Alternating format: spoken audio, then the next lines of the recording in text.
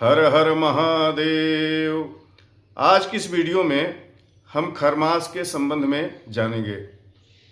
खरमास कब से लग रहा है, कब तक चलेगा, खरमास के अंदर क्या क्या चीज़ें नहीं करनी चाहिए, क्या चीज़ें कर सकते हैं, भगवान सूर्य धनु राशि पर कब जाएंगे, धनु राशिगत खरमास कब से कब तक रहेगा, यह सारी बातें हम इस वीडियो में जानेंगे।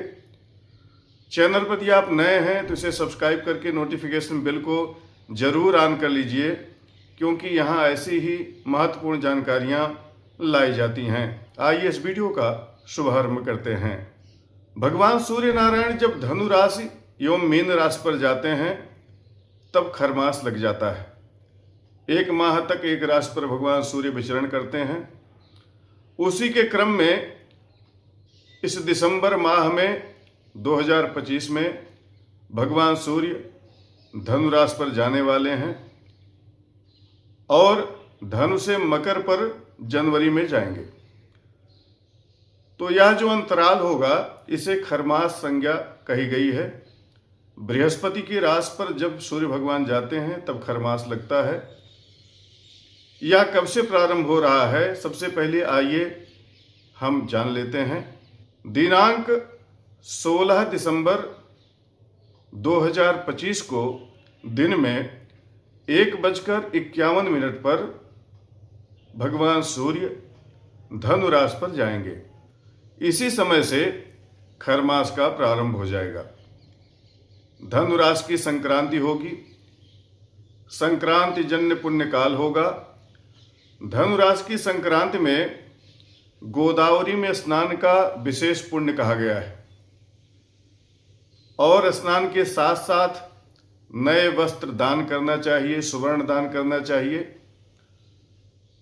16 घटी जो परा है वह पुण्यकाल होता है इस संक्रांति में। तो 16 दिसंबर से खरमास का प्रारंभ होगा। खरमास के मध्य में जितने भी मांगलिक कृत्य हैं, मुंडन है, यज्ञोपवीत, विवाह, गृह प्रवेश, गृहारंभ, अन्यान्य जो मांगलिक कृत्य हैं वह सभी बंद हो जाते हैं। 11 दिसंबर को रात्रि में 12:08 पर शुक्र जो हैं वह भी पूर्व में अस्त हो रहे हैं।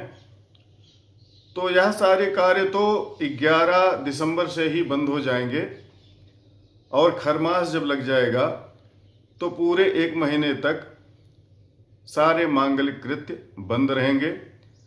इस खरमास के मध्य में भगवान सूर्य की उपासना करनी चाहिए।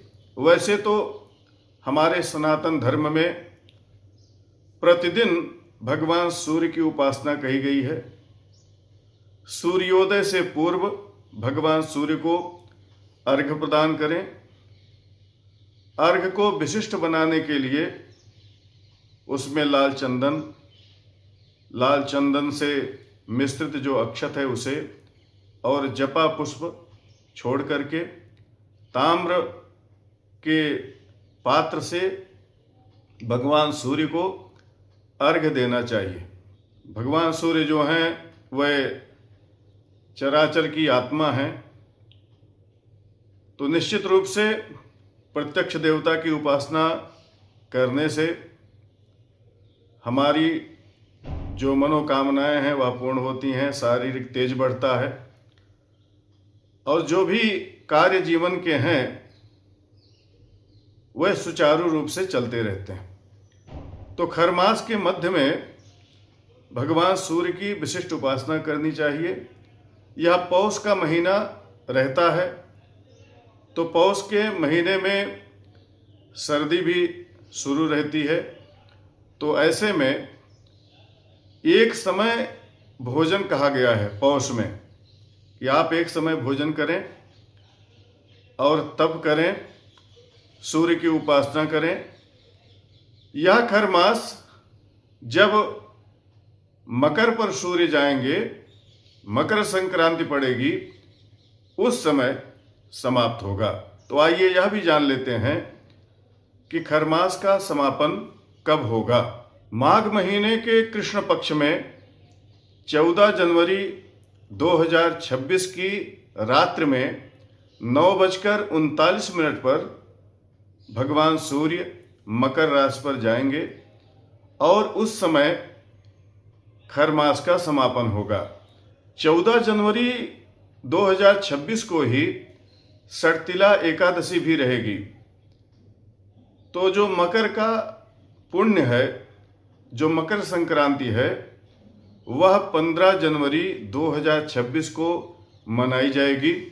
इस समय से भगवान सूर्य उत्तरायण हो जाएंगे, ऋतु परिवर्तन हो जाएगा, शिशिर ऋतु का प्रारंभ होगा, देवताओं के दिन का आरंभ होगा, दैत्यों की रात्रि हो जाएगी। मकर संक्रांति में गंगा में, समुद्र में, काशी के दशाश्वमेध घाट पर स्नान का विशेष पुण्य कहा गया है। इस दिन तिल से निर्मित वस्तुओं का दान करना चाहिए, वस्त्र का दान करना चाहिए, ऊनी वस्त्र का दान करना चाहिए, उपानह का दान करना चाहिए। तो ये सारी चीज़ें मकर संक्रांति को दान करना चाहिए। साथ ही साथ जो खिचड़ी होती है वह भी इसी दिन मनाई जाएगी, तो खिचड़ी का भी दान इस दिन करना चाहिए। और जब अयन संक्रांति होती है तो 3 दिन उसे अशुभ कहा गया है, अर्थात 3 दिन कोई मांगलिक कृत्य नहीं होंगे, केवल स्नान दान यह सारे कार्य किए जाएंगे। तो 14 जनवरी 2026 की रात्रि में 9:39 पर भगवान सूर्य मकर के होंगे। 15 जनवरी 2026 को मकर संक्रांति मनाई जाएगी, तिल द्वादशी रहेगी और 14 जनवरी 2026 को ही षटतिला एकादशी का व्रत सभी लोग करेंगे। तो इस तरह से 1 माह तक खरमास रहेगा। उसके बाद खरमास जब समाप्त हो जाएगा तो भगवान सूर्य उत्तरायण हो जाएंगे, सारे शुभ कार्य पुनः प्रारंभ होंगे। विवाह, मुंडन, यज्ञोपवीत, गृहारंभ, गृह प्रवेश इत्यादि प्रारंभ हो जाएंगे। वीडियो को लाइक और शेयर करना मत भूलिएगा। आशा है दी गई जानकारी आपके लिए उपयोगी होगी। प्रामाणिक व्रत पर्व त्योहार, ज्योतिष, वास्तु तथा ग्रह बाधा निवारण संबंधी जानकारियों के लिए बने रहें हमारे साथ। नमस्कार। जय विश्वनाथ।